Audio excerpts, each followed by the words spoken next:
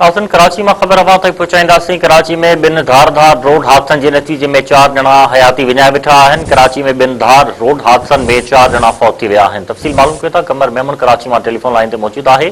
कमर मेमन, कहिड़ा तफ़सील आहिनि हादसनि बाबति आगाह कजो। जी बिल्कुल, कराची में अॼु बिन मुख़्तलिफ़ ट्रैफ़िक हादसनि में एक औरत समेत 4 ॼणा फौत थी विया आहिनि।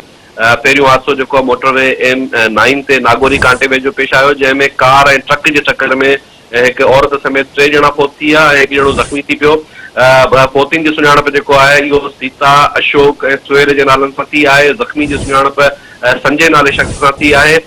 पुलिस जेको आहे उहो मौक़े ते पहुची जेको आहे लाशनि खे अस्पताल मुंतक़िल कयो, जॾहिं त ट्रक खे कब्ज़े में वठी थाणे मुंतक़िल कयो वियो आहे।